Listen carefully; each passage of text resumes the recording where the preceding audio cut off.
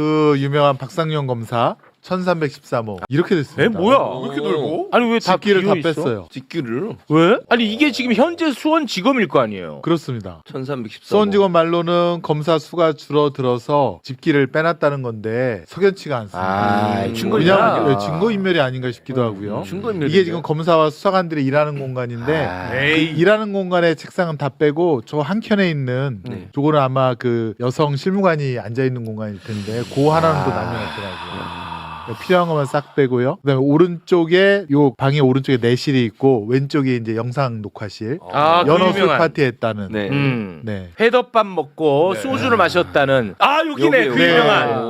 아닙니다. 이거는 진술 요거는 세미나? 요거요 영상 네, 녹화실. 여기 아. 밖에서 찍은 건데요. 예. 예, 되게 영상 녹화실은 조사를 위한 곳이라 조사자와 피조사자 2명 정도만 앉아 있는 좁은 공간인데 이 1313호에 붙어 있는 영상 녹화실은 여기가 사실은 명당입니다. 중요한 검사가 앉는 그 공간이기 때문에 저렇게 보면 5-6명이 앉을 수 있는 넓은 널찍한 공간이고요. 네. 또 저 바깥의 뷰가 아주 좋습니다. 광교 호수공원이 보이는 뷰 맛집이에요. 100만 불짜리 뷰 맛집이에요? 맛집입니다. 그리고 창문이 있어서 13층. 창문을 열어놓으면 거기서 사실은 뭐 담배도 필 수 있고 술도 마실 수 있는. 원래 교도관들이 저기 안에 그러니까 구치소에서 나온 인원들이 들어가면 방 안에 들어갔어야 되는데 그렇죠. 교도관들이 문 밖에서 그냥 앉아 있었다고 합니다. 그래서 안에서 어떤 얘기가 오고 갔는지 전혀 들릴 수 없는 상황이었다고. 저 문 옆에 창문으로는 안이 보이는 거죠, 그래도. 그러니까 그 보이긴 하죠. 블라인드를 쳤을 것 같은데. 아 블라인드 쳤어. 보이긴 하는데 의자가 바라보게 안 돼 있고 밖을 복도를 바라보게 아마 그렇게 앉혔을 겁니다. 여기서 그다음에 이제 그 회덮밥 소주. 예, 그렇습니다. 예. 그리고 이제 맞은편. 진술 세미나가 이루어진 창고로 갑니다. 창고. 네. 1313호 창고방. 창고가 아닌데요? 창고가 아닙니다. 테이블이랑 다. 완전히 세미나실입니다. 이게 어떤 창고냐 하면 검찰에서 수사기로 기록 같은 거를 둘 수 있는 공간입니다. 일부러 저렇게 만든 거예요? 진술 세미나를 하려고. 그렇지는 않은 것 같습니다. 왜냐하면 15층에도 창고방이 또 있거든요. 네네. 네. 거기도 보면 저렇게 책상과 의자가 다 완비되어 있고요. 근데 왜 창고방이라고 이름을 붙였을까? 명칭을 그러니까 기록을 그냥 보관하는 곳이라고 해서 창고라고 했는데 우리가 생각하는 그런 창고는 아니고 여기는 밀실입니다. 밀실. 여기는 창문이 밀실. 없어요. 그래서 창구방이라 해놨군요. 네, 밀실 그러니까 이제 들어가는. 쌍방울에 뭐 김성태, 박용철, 이화영 부지사가 다 각각 개별적으로 와서 다 저기에 들어갑니다. 근데 저기는 유리창이 없기 때문에 저기 딱 들어가서 문을 딱 잠가 놓으면 아무도 자기들끼리 뭔 짓을 해도 진술 세미나 하기에는 최적화돼 있네요. 최적입니다. 최적. 여기는 이제 그 다음에 여기서 뭐 말이 잘 맞춰지면 그 건너편에 영상 녹화실 뷰 맛집에 거기서 이제 뷰 맛집에서 또 한잔 연어랑 해야죠. 또 소주 한잔 하고 아. 창문 열어놓고 담배 한 대 딱 피고. 시스템이 돼 있네. 그러네. 어. 그래서 일부러 외부에서 모르게 창고방이라고 이름을 붙여. 근데 이제 저기 1313호 박상현 검사실이 아까도 말씀드렸지만 명당이거든요. 네. 크고 넓고 좋은 건데 왜 책상과 집기를 뺐을까? 그게 의문이죠. 야, 이건 뭐 증거인멸로 그렇게 우리가 보이네. 해석할 수밖에 충분히 그럴 수 없죠. 있죠. 네. 일조도 그리고 저 저항이에요. 저항. 창고방 앞에 문 명패가 창고 이렇게 적혀 있었다라고 그러던데. 네. 맞아요. 네. 맞죠? 아, 창고라고. 그러니까 창고라고는- 창고방이라 하는 이유가 저희가 실제 창고가 그렇게 아니라 써 있는 거야. 문에 창고 이렇게 외부에서 써 있었다고 모르게 합니다. 일부러 그러는 그러니까 거. 내가 볼 때는 이거 일부러 진짜 그런 거 같아. 위장인 거지. 위장이 그 15층에 있는 창고방 한번 보실까요? 15층. 15층. 창고 아니죠. 창고가 아니야. 캐비넷이 있고 그 캐비넷 안에 이제 수사 기록이라든가 증거물이 있는 곳인데 여기가 왜 유명하냐면 여기는 육부장 검사 바로 옆에 있는 방인데 김성태, 박용철, 뭐 안부수가 수원구치소에 있을 때 이제 면회 온 사람들이 있을 거 아닙니까? 쌍방울 직원들 있고 네네네. 그 사람들이 그 접견하면서 나눈 대화가 다 녹음이 되어서 녹취록으로 갖고 있는데 네. 그것이 이제 녹취록으로 보관된 장소입니다. 15,000페이지. 근데 그 녹취록을 보면 나중에 김동완 의원님도 말씀하실 테지만 거기 보면 조작하고 회유하고 하는 내용들이 다 나옵니다. 예컨대 뭐 김성태가 5월 17일 날 오전에 야 오늘은 이거 결전의 날이다. 이화영 설득해야 되니까 술 한 잔 먹고 싶으니까 소주 좀 사와라. 네. 검사가 협조할 거다. 접견 녹취. 네, 이런 접견 녹취가 15,000페이지가 다 저기에 있거든요. 저기 안에 다 있군요. 근데 저거를 예컨대 법원에다가 제출을 안 합니다. 그렇지. 자기들한테 불리한 것들은 네. 숨기고 있다가 근데 그게 딱 걸린 거죠. 난 창고라고 해서 진짜 무슨 뭐 쓰레받기 있고 뭐 그런 줄 알았어. 근데 이런 용도로 내가 볼 때 만들어 놓은 것 같아. 음. 아, 무서운 놈들입니다. 접견 녹취를 한번. 네, 아, 네. 접견 녹취는 뭐 우리가 뭐 많이 다뤘었는데. 아니, 근데 이거를 네. 시간 순으로 한번 볼 필요가 아, 있어요. 그럴까요? 네네. 제가 시간 순으로 한번 정리한 게 있는데 네. 이게 5월 17일 1번. 김성태가? 자, 예. 요것은 많이 나왔지 않습니까? 네. 연호술 파티한 그 당일 오전에 한 녹취록인데 뭐 오늘 결전의 날이야 뭐 소주라도 한 잔 먹자 석수 같은 거 넣어서. 근데 다음에 넘겨 보면 자, 3번 보시면 이게 연호술 파티 다음 날 녹취록입니다. 여기 보면 김성태가 내일부터 며칠간 불기로 했으니까 그러면 더 이상 지랄들은 없겠지 이렇게 돼 있고 김태형 같은 경우에는 쌍방울 재경 총괄 본부장으로 이분도 구속되어 있었었는데 밑에 내용을 보면 검찰 그냥 놀러 가는 거요. 거기에는 화영이 형, 용철이 형, 성태 형 거기서 만나서 희덕거리려고. 와. 자기들 녹취록에 이런 게 다 나옵니다. 그리고 5월 19일 날 이화영 부지사가 이제 자술서를 냅니다. 자술서를 내고 그 다음에 5월 20일 그러니까 자술서를 낸 다음 날 김성태의 녹취록입니다. 여기 첫 줄 보면 이재명이 들어올 것 같아. 거기까지 갔어. 이화영이가 어제 많이. 와. 지들이 원하는 대로 됐으니까 더 이상 많이 괴롭히고 그런 것은 없을 것 같아. 와. 일단은 지들 요구사항대로 했으니까. 이게 생생하게 다 기록되어 와, 있습니다. 다들. 연호술 파티의 시작부터 해서 안에서 어떤 일이 있었는지 그리고 와. 그 다음에 이화영이 이제 자백할 거야 예측까지 나왔고 또 실제 자백했다는 내용까지 나오고 이게 시간 순으로 녹취록을 보면 아니, 근데 내용 보니까 방금 얘기해주신 지들이 원하는 대로 됐으니까 더 이상 많이 괴롭히고 그런 건 없을 것 같아. 그리고 이화영이가 어제 좀 다 이야기해가지고 난리 났지. 그것들 수원지검 좀 좋아가지고. 와. 아니 근데 이 사람이 조폭인데 조폭이 봤을 때도 그 괴롭히는 상황이면 얼마나 심하게 괴롭혔다는 겁니까? 본인 가족들 뭐 신용불량 되게 만들고 맞아요. 그랬다는 거 아니에요. 네. 네, 네. 와, 이 김성태 대단한 씨가 분들이- 전조 오거리파의 예. 조폭인데, 예. 예. 그다음에 또 뭐 사채업이라든가 네. 주식 주가 조작으로 이제 돈을 번 사람인데 그 사람이 그 위협을 느낄 정도였으니까 그러니까 어마어마한 거지. 근데 압력이었고요. 이런데도 박상용이랑 와가지고 무슨 상담을 했다 이런 소리를 예. 진짜. 근데 아무튼 5월 20일 날 김성태도 이게 잘 이화영이가 협조할 것이다라고 얘기는 했는데 사실 이화영 부지사가 계속 버티지 않습니까? 네. 구체적인 거는 내가 기억이 안 난다라고 하든가. 그러니까 이제 5월 25일 날 박성희가 답답하니까 이제 서민석 변호사한테 전화를 하는 거죠. 그렇습니다. 네. 애원을 네. 하죠. 네. 애원을 하죠. 네. 진짜. 이게 딱딱 떨어지잖아. 네. 뭐 더 이상 없어요. 네. 네. 그다음에 이제 결정적인 건 6월 18일 날 검찰 조사 그게 아마 15번째 이화영 부지사가 검찰 조사 피신 조서를 쓴 날인데 그때 이화영 지사가 아니 내가 이재명 지사님한테 어떻게 쌍방울 김성태가 방북 비용을 그 대준다고 구체적으로 말을 할 수 있겠습니까라고 진술서에 그렇게 씁니다. 네. 그러니까 박상용 하늘이 무너지죠. 그렇지. 그러니까 6월 19일 날 또 서민석한테 전화를 해서 아주 웁니다. 울어. 울어. 그냥. 아, 제발 좀 와서 좀 만나주세요. 설득해달라. 우리가 뭐 공익제보자도 만들어주고 보석으로 나가고 네. 영장도 청구 안 하게 하고 네. 막 그렇게 웁니다. 네. 그 다음에 6월 20일 날인가 6월 22일 날 이화영 부지사가 드디어 꺾입니다. 네. 그래서 그 이재명 지사가 보고했느냐 이화영 부지사가 예 그렇습니다. 드디어 그게 첫 탁 나옵니다. 네. 만세를 불렀죠. 근데 박상용이 그렇겠죠. 네, 그렇습니다. 네. 큰일입니다. 박상용 검사실이 텅텅 비었습니다. 조작 수사 의혹이 있는 상태에서 징계 처분까지 받은 박 검사의 사무실이 비워지자 증거 인멸하려는 것이 아니냐는 목소리가 여기저기서 나오고 있는데요. 여러분은 어떻게 생각하시나요? 저는 이제 서울중앙지검으로 갔다 왔어요. 아, 팀을 나눠서 가셨군요. 네. 수원하고 서울. 제가 거기 현장에서 일단은 유동규가 네. 제대로 조사를 안 받고 불법적인 면담 조사를 했다는 것을 저희가 영상으로 좀 찍어왔습니다. 아. 그리고 지금 송출 혹시 가능할까요? 네, 좋습니다. 그럼 유동규가 수사받았던 곳입니다. 네. 여기가 검사실이야? 여기가 검사 앉고 유동규가 아마 여기 앉아서 조사를 받았을 거예요. 거기 앉거나 여기 앉거나 이렇게. 아니요, 거기서 보통 조사를 안 하죠. 그렇게 해야지 되는 거야. 그게 맞는 말이에요. 근데 여기서. 김경호가 여기 앉고 유동규는 항상 여기서 조사를 받는 거예요. 그래놓고 밖에서 들린다고? 들린다고 그거에 참여를 한다고 얘기를 한 거예요. 이게 별도로 다 둘러싸여 있는 거예요. 그렇습니다. 문을 실제로 열어놨는지 닫았는지 사실은 알 길은 없어요. 본인 주장은 문을 열어놓고 했다. 네. 원래 교도관 자리가 여기에 있어요. 교도관. 여기에 있다가 문 밖에. 교도관이 정말 정의감이 넘치고 사명감이 넘치면 안에 들어간다는 이유로 자기가 쫓아가서 왜 데려갑니까? 나 볼 겁니다 할 텐데 통상적인 교도관은 여기에 이렇게 대기라고 있어요. 여기에. 그러죠. 그래서 안에 들어가 데리고 조사하면 조사 하나보다 싶으면 충분히 그냥 교도관 여기에 있고 둘은 안에서 조사를 받을 수 있다는 거죠.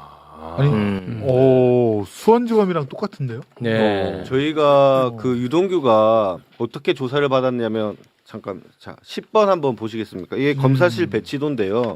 원래라면 저기 교도관이 앉아 있고 보이는 자리에 그러니까 검사 자리에 원래 저기서 조사를 받게 돼 있습니다. 그 저기가 조사실이고 옆에는 이제 수사관들이 배석하고 있고요. 그래서 다 공개된 자리에서 조사를 받도록 법에 그렇게 규정이 되어 있습니다. 시야에 다 들어오게끔. 네. 그런데 유동규는 항상 저기 검사 개인이 이제 업무를 보는 개인이 집무실로 기록을 가서. 보고 개인이 컴퓨터를 하는 그 집무실에서 조사를 받았다는 겁니다. 저기서 조사도 받고 면담도 받고 모든 것을 다 했는데 그러면 사실상 저희가 볼 때는 저기 밀실 조사를 했다는 겁니다. 뭐 그렇게 보이네요. 검찰 측에서는 뭐 밖에서 들렸을 거다라고 하는데 안에서 소곤거리는 소리나 이런 부분이 전혀 들릴 가능성이 없지. 없고 교도관 같은 경우에도 저 밖에서 있기 때문에 안에서 알 수가 어떤 없죠. 이제 모의가 일어났는지 전혀 알 수 없었을 것이다. 네. 저희는 그렇게 보고 있습니다. 네. 박상용 검사도 아까 말씀드린 대로 검사 내실 내실 안에서 쌍방울 김성태를 단둘이서 수덕수덕하면서 조사를 했다는 거잖아요. 맞아요. 구조가 똑같은데요. 이게 수법들이 다 똑같은 것 같습니다. 그러니까 보통 우리가 교도관님들이 우리 대학교 강의실에 있는 그 의자 있지 않습니까? 맞아요. 딱 그거에 앉아 있거든요. 책상이랑 있으면서. 이게 분위기가 바깥에 의자를 놔두면 교도관이 그 의자를 들고 가서 이렇게 조사실까지 들고 갈 수 있는 그런 분위기가 아닙니다. 검찰이 조용히 이렇게 강압적인 분위기가 되기 때문에. 네. 우리 알겠습니다. 수원팀도 마지막 하나 꼭 말씀드릴 게 네네. 있는데 수원팀 3번 한번 PPT 자, 수원지검을 찾아간 팀. 네. 지금 이제 국민의힘 의원들이 주장하는 게 근데 연어랑 소주가 6시 40분에 반입이 됐다는 거잖아요. 여기 태그 기록 보면 다 나오는데. 네. 근데 이제 설모 변호사가 7시쯤 왔기 때문에 그 20분 안에 어떻게 연어 먹고 술 먹고 다 치울 수 있겠느냐. 그 얘기를 항상 합니다. 근데 네. 보시면 김성태 쌍방울 회장 수발을 들은 박상웅 씨가 밤 8시 34분에 수원지검에서 나간 기록이 있고요. 네. 그다음에 2번 거 보시면 두 번째 PPT 5월 17일 아래쪽 보시면 김성태 회장이 그날 수원구치소에서 1시 20분에 나왔다가 밤 9시 44분에 복귀합니다. 방용철, 이화영 씨도 밤 9시 44분에 복귀하고요. 그러니까 수원지검에 거의 밤 9시 20분까지 있었다는 거예요. 네. 6시 반부터 밤 9시 20분까지. 네. 그러니까 설모 변호사가 뭐 왔건 안 왔건 간에 그 공간에서 한 3시간 동안 충분히 술을 먹을 수 있는 시간이 충분했다. 그렇습니다. 그리고 이제 그 국민의힘원들. 설모 변호사도 네. 그때 당시에는 민주당 출신 변호사지만 지금 민주당과 적대적인 관계이기 때문에 그렇습니다. 본인이 그때 그것을 다 봤다고 하더라도 지금은 적대적인 관계 때문에 못 봤다고 할 가능성이 매우 높아요. 네, 네. 네. 그렇습니다. 그래서 저렇게 다 아니, 근데 객관적으로 그거는 확인이 된다는 사실은 걸 얘기가 안 되는 게 항상 김성태, 이화영 뭐 여러 등등 방용철 불러서 항상 진술 세미나를 하고 창고방에 모여 있었는데 설주환 변호사는 그런 장면도 본 적이 없다는 취지로 계속 얘기를 하고 있지 않습니까? 네. 저는 그것은 있을 수 없는 얘기라 생각되고 아까 그 김성태가 그 교도소에서 한 녹취록을 보더라도 분명히 자기들끼리 말을 맞추고 그 내용을 다 파악하고 있는 그런 정황이 있기 네. 때문에 근데 저는 신빙성이 매우 떨어진다. 설모 변호사 이야기는 할 필요 없다는 주의자입니다. 봤든 안 봤든 뭐가 중요해. 그렇죠. 냄새를 맡았든 안 맡았든 뭐가 중요해. 이미 다른 걸로 뒷받침할 만한 증거가 너무 많아요. 맞아요. 예, 그런 얘기는 굳이 할 필요 없습니다. 자, 어제 그러면 현장 조사 이야기는 이 정도로 마무리하고요. 하나가 더 남았는데. 아니, 그 지금 너무 갈 길이 멀어요. 하나 더 남은 거는 현수막에 좀 걸어주세요. 예. 남욱에 대한 건데 네. 다음에 하겠습니다. 아, 나무 그 구치감? 네, 나무 구치감. 구치감 얘기만 짧게 그 부탁드립니다. 서영교 의원님이 네, 그 구치감. 자료를 그려줘서 네. 11번 혹시 나오나요? 그 남욱이 이틀 동안에 네. 검찰청 구치감에 이제 갇혀 있지 네, 않았습니까? 2박 3일. 그 구치감. 자료가 지금 안 되는 것 같은데 아, 안 되나요? 네. 그 구치감을 봤더니 그 구치소장도 그렇고 교도관들이 전부 다 하는 얘기가 여기는 대기 공간이다. 사람이 잘 수 있는 공간이 아니다. 거의 확신적으로 얘기를 했었고. 그렇습니다. 그런 사례가 없어요. 유동규 남욱만이 거기서 잠을 잤다라고 하더라고요. 그렇습니다. 자기들도 처음에 당황을 해서 아무런 집기도 없고 모포도 없고 세면도구도 없어서 그 야밤에 새벽에 구치소에 자기들이 운전해서 가서 그 물품을 또 가지고 와서 새벽에 넣어주고 이렇게 했다고 하더라고요. 네. 오포 한 장 주고. 어제 저희가 이 관련해서 이야기를 나누는데 하나 좀 해결이 안 된 게 있는데 교도관은 그러면 그 밤새도록 그 앞에서 지켰답니까? 교도관이 한 5명인가가 투입이 됐다고 합니다. 아. 그것만을 위해서. 와. 그리고 근데 본인들이 잘 자리도 없고 숙식 자리도 없으니까 5명이 돌아가면서 하는데 불침범 아이고. 한 명은 깨어서 감식 관리 감독을 하고 4명은 그냥 소파 같은 데 앉아 있거나 의자에 앉아 있으면서 그렇게 쉬었다고 합니다. 교도관은 원래 이제 수용자가 외부에 나오면 교도관이 4명씩 따라 붙습니다. 그 원칙대로 한 거예요. 진짜 너무하네. 그러니까 그 교도관도 그렇게 원칙대로 하는데 검사들은 완전히 그 뭐 규칙이고 원칙이고 다 어기고. 네. 어떻게 사람을 이재명 차기 대선 주자 주기가 또 있는 거 아니겠습니까? 그것과 관련해서 그중에 또 한결이 조폭 연루설입니다. 네. 그것과 관련해서 봉지욱 기자님이 오늘 또 자료 한 부따리 들고 왔습니다. 이 시대의 참 기자 봉지욱 기자 박수로 모십니다. 네. 안녕하세요. 어제도 이제 밤늦게 또 강민지 PD한테 자료 매불쇼 PD. 매불쇼 PD한테 이제 한 불따리 드렸는데 사실 이게 옛날 얘기잖아요. 예. 그리고 대다수 언론이 지금 뭐 이걸 언급하지는 않고. 네. 근데 이달 말경에 거의 모든 언론이 이 사안을 조명할 수밖에 없는 이벤트가 하나 열릴 것 같더라고요. 이달 말에? 예, 이달 말에. 이제 국정조사는 일단 끝나는 것이고 다다음 주면 끝나는 것이고 그래서 요거는 사건은 진짜 더 봐야겠다는 생각이 들고 이거는 파면 팔수록 윤석열은 중앙지검장 시절부터 이재명을 죽이고 싶었구나라는 생각이 들어요. 계속 들 수밖에 없고 김영진 씨 파타야 살인 사건이 주범 2015년 11월에 있었고 그것이 알고 싶다가 그 파타야 사건을 2017년 7월에 1탄 방송을 하고 그리고 2018년 7월에 2탄 방송을 하잖아요. 네. 근데 1탄 방송의 마지막에 보면 클로징이 뭔가 이제 거대한 배후 세력이 이 사건의 뒤에 있다 이렇게 끝나요. 그렇게 클로징을 맺은 이유가 취재를 해보니까 보여요. 왜냐하면 지금 또 편지를 좀 봐야겠지만 김영진 씨한테 이제 최근 편지가 계속 오는데 저는 거듭 말씀드리지만 김영진이 교도소에서 보낸 편지를 믿지 않습니다. 네. 하지만 그 김영진의 편지 내용을 뒷받침하는 물증이 있다면 이거는 조사를 한번 해봐야 된다는 생각을 핵심이죠. 하고 있는데 네. 역시나 마찬가지로 많은 옛날 뭐 법정 증언이랄지 경찰 진술 조서랄지 여기서 김영진의 주장이 다 뒷받침이 돼요. 그렇죠. 근데 이 사건이 이달 말부터는 공식적으로 사회적인 의자가 될 수 있겠다. 왜? 그건 그때 말씀드릴게요. 지금 말을 못 합니다. 지금 말 네, 여러 가지로 있는데 김영진이 누군지는 알죠. 두 분 잘 따라오고 있죠. 네. 마피아. 네. 파타야 살인 사건의 주범. 네. 지금 이제 깜빵항에 들어가 있고. 네. 일단은 안고 가야 돼 이분들. 왜냐하면 이분들이 종편 나가기 때문에 이분들이 알려야 돼. 아니면 방법이 없어. 네. 안고 가야 돼요. 맞아. 안아주세요. 아니 그냥 자료도 제가 카톡으로 보내드릴게요. 그래픽 매불쇼에서 만든 거 갖고 가서 거기서 쓰세요 그냥. 근데 설명이 같이 들어가야 돼. 설명 들어가야 돼. 왜냐면 따로 공부하는 스타일들은 아니야. 네. 일단은 이제 지금 순천교도소에 수감 중인 김영진 씨가 두 번째 편지를 보내와서 제가 어제 받았어요. 받았는데 자료 7번. 또 받았어. 네. 7번에 이제 한번 곽수환 씨가 한번 읽어봐 주시죠. 봉지욱 기자님, 앞서 보낸 편지에서 박철민의 허위 뇌물 폭로 전 이재명 전 성남시장을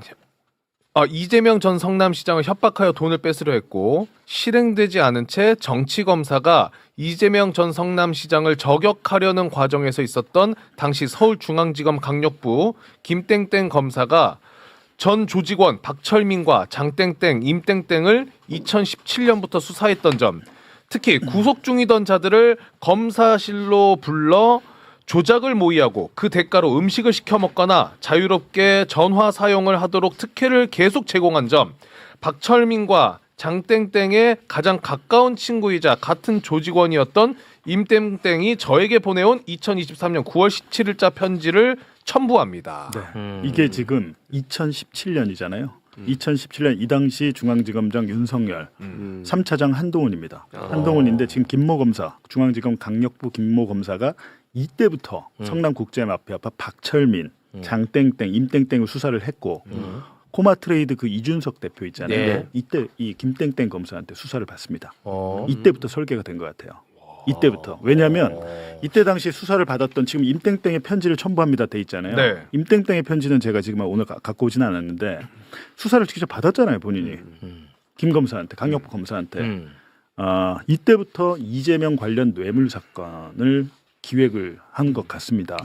근데 이게 중요한 것은 4년 뒤에 박철민 전직 조폭 박철민이 20억 돈다발 그 사진을 올리면서 2021년 대선판에서 조폭 연루소를 재점화시켰잖아요. 그렇습니다. 그 내용의 설계가 이때 중앙지검 강력부에서 지금 이루어진 것 같거든요. 와, 이거 대박 사건이네. 그러니까 박철민이 우리는 처음에 창작했다고 그렇지. 생각했죠. 그리고 그 알을 보고 뭐 이렇게 했을 것이다. 네. 범행 동기가 그렇게 나와 있는데 그게 아니고 2017년부터 이재명을 잡기 위해서 국제 마피아파와 엮어서 잡으려고 설계가 들어갔다는 점. 그리고 여기서 말하는 장땡땡도 지금 국제 마피아파인데 박철민의 조폭 동기예요. 그리고 박철민이 2021년 폭로를 할 때 김영진 외에 장땡땡이 내 동기 장땡땡이 돈 배달을 했다라고 주장을 합니다.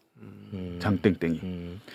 2021년 폭로의 내용이 2017년 중앙지검 강력부에서 이루어졌던 수사 내용이에요.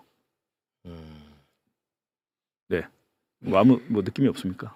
난 무섭지. 네. 그러니까 근데- 이게 검찰 단위에서 기획이 된 거 아니냐는 거야. 근데 대진중에. 문제는 아주 옛날이야. 이게 2017년부터 왜 그랬어? 그것도 그러니까. 희한해. 중앙지검적인데. 그 외를 모르겠네. 그래서 근데 제가 드는 생각이 어지럽네. 이제 뭐냐면 이게 진짜 사실이라면 야 이거는 거의 게이트급인데 이제 곧 있으면 제가 이제 큰 이벤트가 벌어질 거라고 했는데 이때 그러니까 일단은 이게 지금 편지 내용이기 때문에 이게 진짜일까? 일단 임땡땡의 편지를 봤는데 이런 내용이 있어요. 본인이 조사를 받을 때 이재명 관련해서 불어라라는 것이고 이때 당시 이제 그 강력부에서 조사를 받은 조폭 관계자의 이야기에 따르면 이 김 검사가 조폭을 조사하다가 전화가 왔는데 갑자기 일어나서 허공에 대고 90도로 인사를 하면서 전화를 받더래요.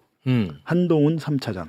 오. 네, 한동훈 3차장에게 전화가 오니까 그 자리에서 일어나서 허공에 대고 90도로 인사를 하면서 받더라. 라는 게 있었고 이게 이제 일개 평검사가 할 수 있는 일이 아니다라는 거죠. 그러니까 뭔가 위에서 뭔가 내려온 게 끊임없이 아니겠느냐. 보고가 되고 있었고 그랬기 때문에 전화가 왔다는 것이고 이제 이게 이제 편지죠. 네. 그럼 이 편지 내용이 또 사실일까 궁금하잖아요. 10번 자료 한번 보여주세요. 10번 자료 이거는 김영진의 최후 진술서. 이거 우리 그 마지막에 그 선고 받기 전에 재판에서 최후 진술하라고 시간을 주잖아요. 이 최후 진술서를 본인이 재판부에 제출한 겁니다. 당시에 2020년도 12월 2일. 2020년도에 지금 6년 전 그 최후 진술서예요. 그러니까 2020년에 네. 쓴 글이야 네, 이거? 2020년도에. 네. 그러면 여기서 10번 말고 12번 자료를 띄워주시고 여기에 형광펜 쳐진 부분만 좀 읽어주시죠. 예. 자, 같은 조직 출신 선배 사업가 이준석 대표와 함께 도박 관련 일을 했고 이재명 지사님이 피의 사건을 무마하려고 수사 외압이 있었다는 내용으로 방송하였습니다. 그리고 밑에 선배 이준석 대표와 도박 관련 일을 했다면 저를 조사하고 이준석 대표를 조사하며 조금이라도 확인이 되어야 하는데 어떤 것도 확인이 되지 않았고 이재명 지사님 역시 어떤 것도 확인되지 않고 저는 그분을 알지도 못하고 저하고는 어떤 관련도 없습니다. 선배와 이재명 지사님도 황당하고 억울할 것입니다. 여기 2020년이라는 거지. 20년에 재판부에 낸 그 최후 진술서인데 재판부에는 이거를 작성해서 그러니까 작성한 날짜와 이날 본인이 그 피고인 본인도 증언 때 서거든요. 선고받기 전에. 네. 2020년 12월 1일에 김영진 본인 사건에서 본인이 증언대에 올라갔어요. 그래갖고 그 증언 녹취서가 있습니다. 4번. 이거는 법원에서 작성한 서류예요. 네. 녹취서 이렇게 돼가지고 12월 2일 확인되죠. 오전 10시. 그러네. 이날 재판이 이루어졌고 피고인 김영진에 대한 피고인 신문 녹취서. 네. 이거 본인 사건, 살인 사건 그 네. 사건이에요. 거기서 6번 자료. 6번 자료. 제가 한번 위에 읽어볼게요. 네. 이 검사가 묻는 겁니다. 김영진에게 묻는 겁니다. 사건 당일 무렵 2015년 1월 19일 경에는 피해자를 폭행한 적도 없고 피해자를 폭행할 이유도 없었는데 방송에서 윤명균의 말만 믿고 피고인이 피해자를 때려 죽였다고 방송된 부분이 억울하다는 것이지요. 그날 방송에 대해서 지금 너 억울하다는 거지 그렇게 묻는 거예요. 검사가 물었죠. 네. 그러자 저는 방송 자체에 나온 것들도 다 제가 외국에서 여러 명을 죽였다고 하고 조직 선배와 일을 했다거나 정치인 이재명 경기도지사 이런 분들이 언급되는데 저는 전혀 알지도 못하고 왜 저한테 이렇게까지 하는지 모르겠고 검사님은 방송대로 하겠다는데 방송은 저와 이야기 한 번 한 적이 없습니다. 내용도 다 틀리고 사실이 아닌 것으로 왜 이렇게 이렇게 얘기를 본인의 사건 재판에서 2020년 12월에 증언한 거예요. 이때 당시에 뭐 우리가 이재명 이슈가 뭐 대통령이 됐나요? 대통령이 될 때가 아니잖아요. 네. 아닌데 지금 아까 그 중앙지검 강력부 검사가 2017년에 성남국제마피아파를 이제 쭉 조사를 하고 수사를 하는데 김영진이 2018년 4월에 태국에서 검거돼서 저기 베트남에서 검거돼서 송환되잖아요. 그리고 4월부터 10월까지 6개월간 검찰이 수사를 합니다. 그거는 서울중앙지검 형사 3부에서 하는데 형사 3부 사건이잖아요. 네. 근데 느닷없이 그 강력부 검사가 김영진을 불러다 조사를 했다고 해요. 그게 8번 자료. 이게 김영진의 편지에서 본인이 주장하는 내용인데 여기 폭로라고 지금 본인이 적었죠. 왼쪽만 좀 읽어주세요. 지난 2018년 6월 14일 오후 2시 서울중앙지검 강력부 김땡땡 검사에게 불려가서 저와 검사가 대화했던 내용을 생각나는 대로 상세히 적겠습니다.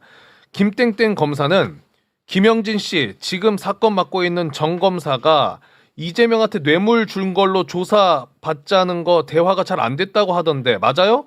왜 그러는 건데요? 뭐 때문에 진술 안 한다는 거예요? 김영진 씨, 내가 이준석하고 뇌물 먹은 경찰이나 잡고 끝내려고 수사 시작한 것 같나요? 아니에요. 이준석이나 이재명은 SBS 그것이 알고 싶다 해서 다음 달에 방송 나오면 김영진 씨한테 모른 척하고 도와줄 사람 하나 없을 텐데 김영진 씨도 살 길 찾아야 되는 거 아니에요? 안 그래요? 지금 이게 이제 이 사건 담당 검사도 아닌데 불러다가 이렇게 이제 조사를 했다는 게 지금 장소까지 나오죠. 별관 411호라고 하고 검사의 이름도 정확하게 알고 있고 6월 14일 오후 2시라고도 지금 특정이 되고 있고요. 네. 이렇게 했는데 이제 검찰 단계에서 이렇게 해서 우리가 끝난 줄 알았더니 2021년에 대선 단계에서 박철민이 중앙지검에서 조사했던 내용 거의 비슷하게 폭로를 하고 이게 허위로 끝나는 줄 알았는데 계속해서 이재명을 잡기 위한 시도는 검찰과 경찰에서 윤석열 정권에서도 이루어졌던 것 같습니다. 왜냐하면 경찰이 김영진을 불러다가 수사를 해요. 경찰이 불러다 하는데 왜 했냐면 박철민이 이재명을 수개로 해가지고 김영진을 묶어서 고발합니다.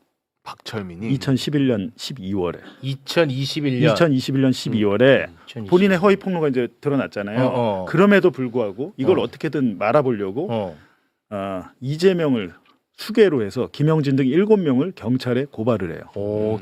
정확히는 직전에? 수원지검에 고발했고 수원지검은 이 사건을 경기남부경찰청으로 보냈습니다. 수사를 하라고. 그러니까 지금 계속 구속 상태였던 김영진은 이재명 때문에 계속 불려다니는 거예요. 자, 그러면 김영진은 진짜 미치고 환장하겠다. 1번 자료 보시면 여기 지금 진술 조서 김영진이 남부경찰서에서 이거는 지금 구치소에 경찰이 와가지고 조사한 겁니다. 그리고 날짜를 보시면 2022년 5월 2일입니다. 윤석열 취임 9일 전. 9일 전이죠. 이때 보면 피의자가 누가 돼 있습니까? 위에 사람은 피혐의자 이재명의 7명이에요. 이재명의 7명. 지금 여기 이제 그 이재명이라는 거 글자를 쓴 거는 김영진이 쓴 겁니다. 자기의 진술 조서는 내 사건이 아니면 내가 기록을 못 받잖아요. 김영진이가 정보 공개 청구를 해가지고 저걸 경찰로부터 받은 거예요. 받았는데 인적 정보를 다 지우고 주니까 본인 자필로 쓴 겁니다. 누군지 쓴 건데 2번 자료.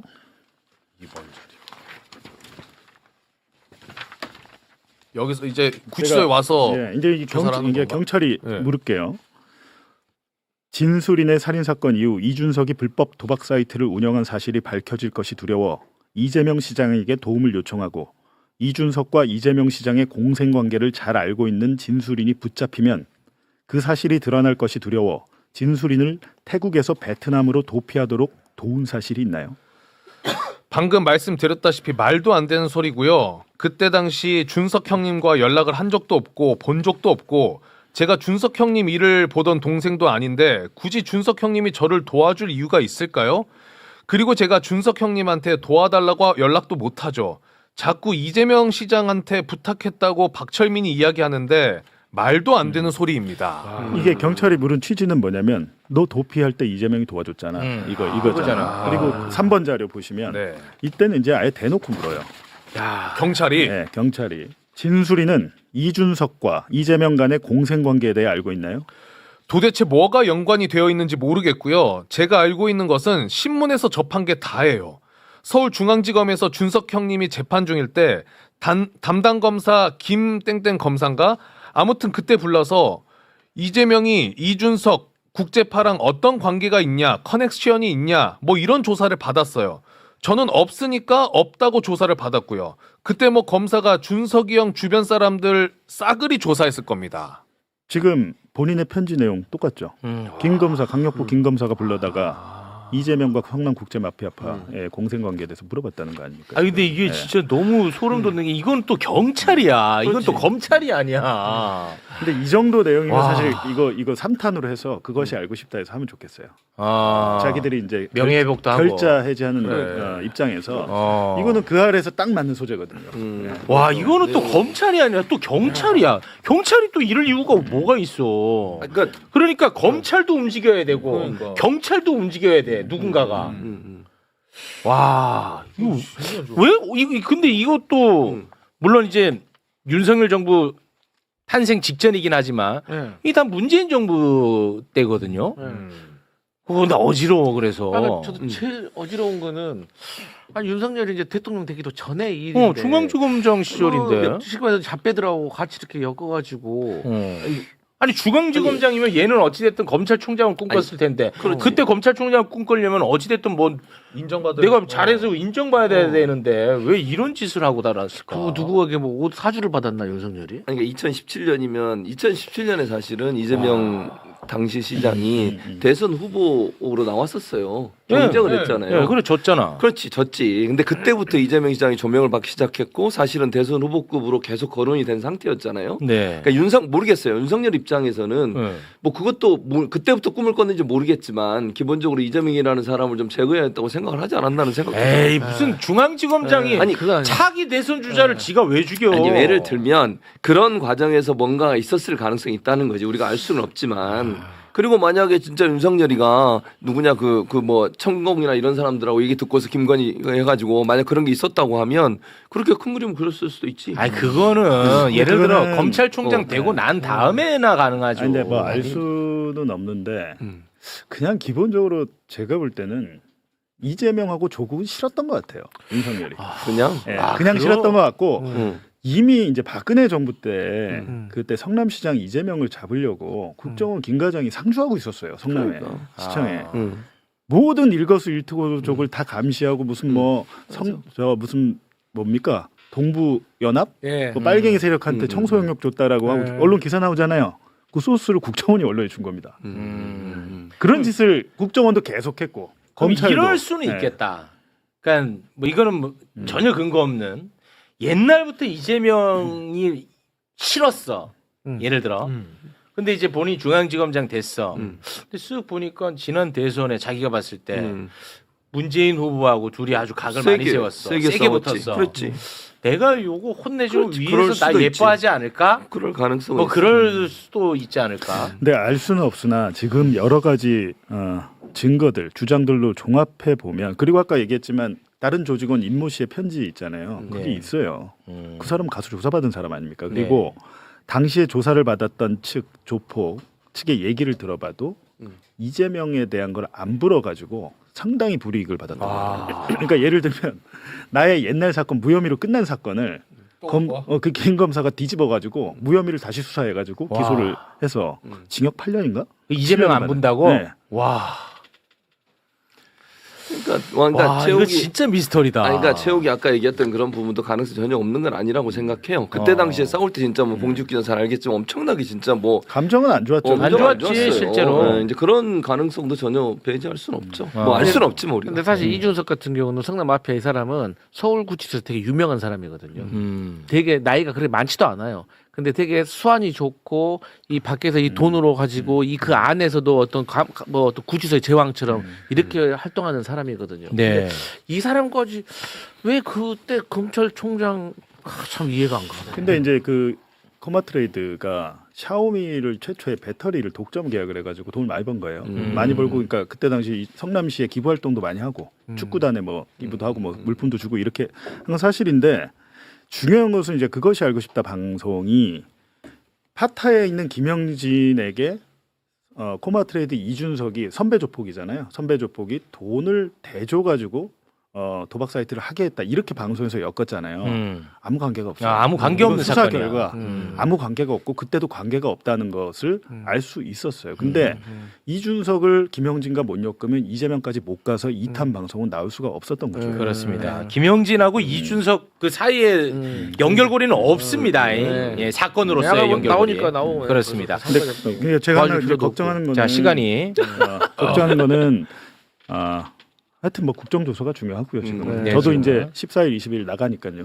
국정조사 중요하고 그 이후에는 이 사건의 전모가 밝혀지면 검사에게 보안 수사권 주자는 얘기 못 할 겁니다. 지금 근데 대한민국 언론이 보안 수사권 이제 좀 있으면 그게 논의가 될 거 아니겠습니까? 네. 사전 포석을 엄청 시작했어. 관련해서 보안 수사권 이 사건 하나 딱 올려놓고 이래도 보안 수사권 안 줄 거냐 이런 식의 기사 요새 막 넘쳐납니다. 많고요. 몇개 봤어요. 아마 경찰 비리 관련해서도 몇 개가 또 나올 텐데. 네, 맞아요. 경찰도 뭐 준비한 게 있겠죠.